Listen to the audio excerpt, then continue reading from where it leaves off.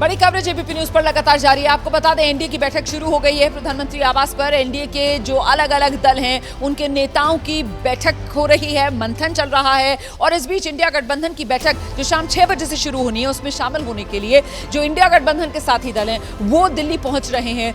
TMC से अभिषेक बनर्जी, ममता बनर्जी के जो भतीजे हैं, वो दिल्ली पहुंच चुके हैं बैठक में शिरकत करने के लिए। और उनसे जब सवाल पूछा गया किंग मेकर को लेकर, तो बड़ा बयान दिया है अभिषेक बनर्जी ने। अभिषेक बनर्जी कह रहे हैं किंग मेकर कोई नहीं होता, किंग मेकर जनता है। ये बड़ा बयान अभिषेक बनर्जी का, सुनिए।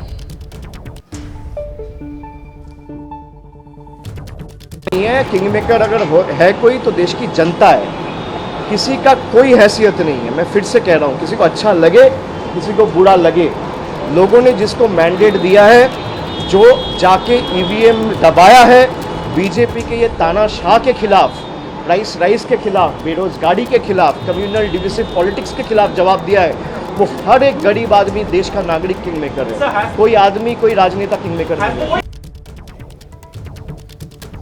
अभिषेक बनर्जी को आप सुन रहे थे, कह रहे हैं किंग मेकर कोई नहीं होता, जनता ही किंग मेकर है।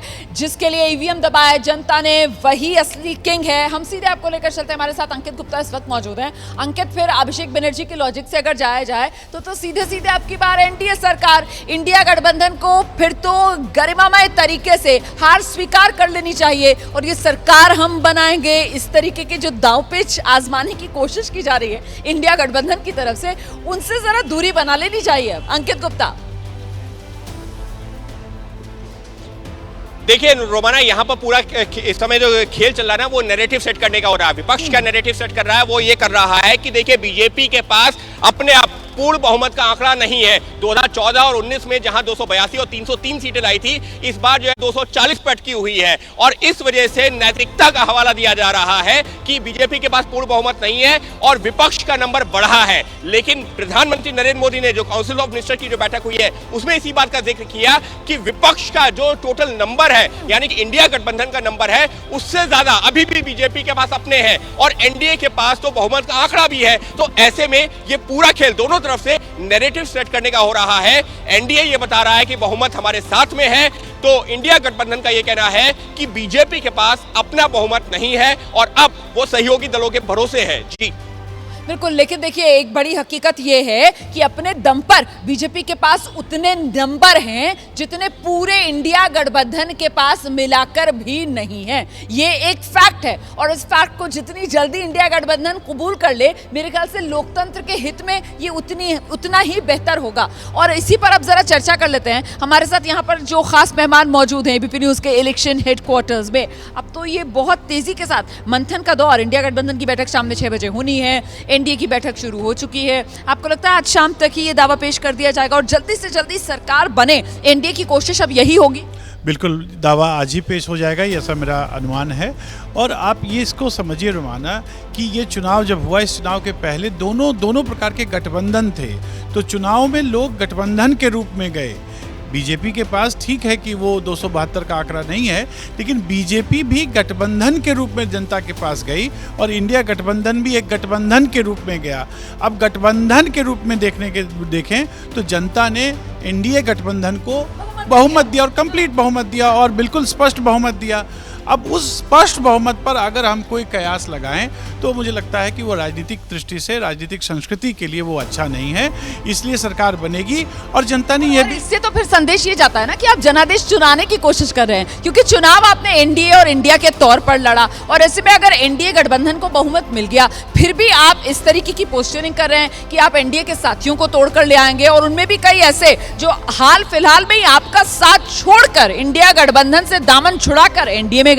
रोमाना, जब से गठबंधन सरकारों का दौर चला है, तब से अगर किसी एक दल का स्पष्ट बहुमत नहीं है, तो अभी आप ये देखेंगी कि राष्ट्रपति भी ये कहेंगी कि इतने दिनों के अंदर नरेंद्र मोदी को अपनी सरकार का बहुमत साबित करना है। तो ये कयास आराइयाँ करना कि साहब अगर पूर्ण गठबंधन है एनडीए का, तो उसके बाद अब कोई बात इस पर बहस नहीं हो सकती, ऐसा नहीं है। ये इस बात को बीजेपी महसूस करती है और इसीलिए सबसे पहले कल प्रधानमंत्री ने चंद्रबाबू नायडू को फ़ोन किया।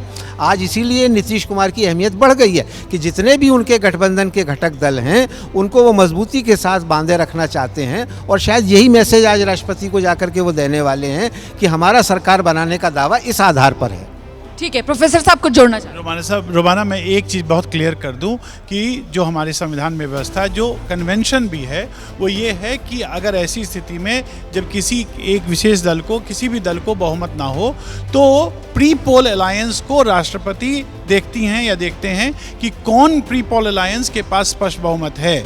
और इस केस में आप देखिए कि प्री पोल अलायंस एनडीए का है और उसके पास स्पष्ट नंबर हैं, तो उसमें कोई गुंजाइश नहीं रह जाती। और इसलिए आप देखेंगे कि राष्ट्रपति आज ही, जैसे ही वो दावा प्रस्तुत किया जाएगा, आज ही वो उसको आमंत्रण भी मिल जाएगा। ये महत्वपूर्ण हो जाता है शब्द जिसका इस्तेमाल यहाँ पर प्रोफेसर चंद्रचूड़ सिंह कर रहे थे, प्री पोल अलायंस, क्योंकि ये दोनों गठबंधन, चाहे एनडीए हो या फिर इंडिया हो, चुनाव से पहले ही ये अपना स्वरूप ले चुके थे और इसी वजह से यहाँ किसी तरीके की कोई कंफ्यूजन की गुंजाइश नहीं होनी चाहिए। लेकिन फिर भी वो जो एन फैक्टर है उसको लेकर कयास लगाए जा रहे हैं। एन फैक्टर में एक नाम एन से नीतीश कुमार और दूसरा नाम चंद्रबाबू नायडू का है। सीधे आपको लेकर चलेंगे, हमारे साथ हमारे सहयोगी आशीष इस वक्त मौजूद है और जरा जानते हैं आशीष से, चंद्रबाबू नायडू जिनको लेकर सवाल बहुत हैं आशीष, लेकिन चंद्रबाबू नायडू साफ कर रहे हैं कि आज की तारीख में हम एनडीए का हिस्सा हैं। पर इसके बाद जो उन्होंने बात कही उससे क्या कहीं ना कहीं संभावनाओं का द्वार खुला है, इस ओर भी इशारा था क्या? ज़ाहिर तौर पे ये बिटवीन द लाइंस हमें पढ़नी पड़ेगी। उन्होंने जो लास्ट का अपने प्रेस कॉन्फ्रेंस में विजयवाड़ा से दिल्ली पहले प्रेस कॉन्फ्रेंस किया, उस प्रेस कॉन्फ्रेंस से सवालों का जवाब देते हुए उन्होंने जो बात कही कि हम आपको सही समय पर इस किसी भी तरीके के फैसले के बारे में बताएंगे। हालांकि उन्होंने इस बात को भी जोड़ा कि हम एनडीए के हिस्सा हैं और एनडीए के मीटिंग में ही भाग लेने दिल्ली जा रहे हैं। लेकिन आखिरी की लाइन जाहिर तौर पे बिटवीन द लाइंस हमें पढ़ना पड़ेगा। अगर हम बात करें आंध्र प्रदेश के योगदान की एनडीए में, तो कुल 16 सांसद हैं टीडीपी के पास, 2 सांसद हैं पवन कल्याण के जनसेना के पास, 18 सांसद हैं, बड़ा नंबर है। और ऐसे में किसी भी तरीके की निगोशिएशन की गुंजाइश एनडीए में जाहिर तौर पे नायडू के पास एक अपर हैंड है। 2019 के चुनावों से एन पहले एनडीए से नाता तोड़ा था चंद्रबाबू नायडू ने स्पेशल कैटेगरी स्टेटस के ऊपर। कल कांग्रेस के नेता ट्वीट में साफ उन्हें लुभाने की कोशिश की कि हमारा कमिटमेंट स्पेशल कैटेगरी स्टेटस है और उन्होंने कहीं ना कहीं नायडू की तरफ पासा फेंका है। नायडू भी सारे दरवाजे खुले रखते हैं। हमारी बात हो रही है लगातार पार्टी के वरिष्ठ नेताओं से और उन्होंने साफ तौर पे कहा है कि डिसीजन जो भी लिया जाएगा राज्य के हित में लिया जाएगा और राज्य का हित सर्वोपरि है। राज्य का हित में जाहिर तौर पे स्पेशल कैटेगरी स्टेटस एक महत्वपूर्ण मुद्दा है, जिस पर 2014 के बाइफर्केशन के बाद राज्य के विभाजन के बाद से ही लगातार चंद्रबाबू नायडू उस मुद्दे को लेकर पहले एनडीए के अंदर 2014 से 2019 तक और 2019 के बाद विरोधाभास वाला मुद्दा मुझे लगता है आंध्र प्रदेश में एनडीए के भीतर ये भी है कि एक तरफ चंद्रबाबू नायडू हैं जिन्होंने अपने पूरे चुनावी कैंपेन में आंध्र प्रदेश में मुसलमानों को आरक्षण देने की बात कही है और वहीं दूसरी तरफ लगातार इस 24 के चुनावी कैंपेन में बीजेपी की तरफ से धर्म के आधार पर आरक्षण नहीं, इस मुद्दे को जोर शोर से उठाया गया है। तो इन दोनों के बीच, इन पार्टीज के बीच एक ये फॉल्ट लाइन जो उभरती है। मैं इसको फॉल्ट लाइन नहीं मानता यहाँ पर, क्योंकि बड़ा इंटरेस्टिंग एक उस अमित शाह जी की रैली में चंद्रबाबू नायडू भी पार्टिसिपेट कर रहे थे। बीजेपी के वाई सत्य कुमार वहां से चुनाव लड़ रहे थे और वहां पर अमित शाह की बाइट होती है, मीडिया बाइट होती है। वहां पर 4% के आरक्षण को विरोध की वो बात करते हैं, मुस्लिम धर्म आधारित आरक्षण की बात की विरोध की करते हैं। लेकिन उसके तुरंत बाद चंद्रबाबू नायडू लगातार प्रेस कॉन्फ्रेंसेस में, सभाओं में इस मुद्दे पर लगातार बात कर रहे थे। तो राज्य की राजनीति में मुस्लिम आरक्षण या धर्म आधारित आरक्षण वो पहले से चला आ रहा है और उसी के बात बार बार टीडीपी कर रही है और उस मुद्दे पर कम से कम राज्य इकाई जो बीजेपी की है वो खामोशी अख्तियार करती रही है। तो इस मुद्दे पर क्या निगोशिएशन हो रहा है, क्या राज्य की इकाई को इस मुद्दे पर बात करने की या कैसे उसका विरोध करना, सपोर्ट करना है, क्योंकि बड़े भाई की जिम्मेदारी यहाँ टीडीपी निभा रही है। तो ऐसे में क्या होगा, कैसे होगा, इस मुद्दे पर ज्यादा हो सकता है ना कि गठबंधन धर्म की वजह से कुछ जो मुद्दे हैं जिन पर आपकी सहमति ना हो, आप उनको कुछ वक्त के लिए ठंडे बस्ते में डाल दे। गठबंधन धर्म के नाम पर हम ये पहले हुआ देख चुके हैं।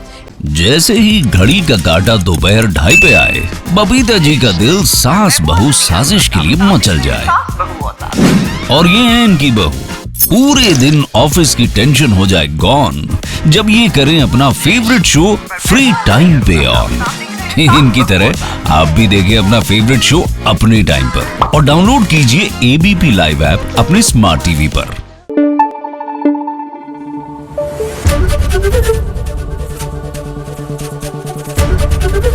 एबीपी न्यूज आपको रखे आगे।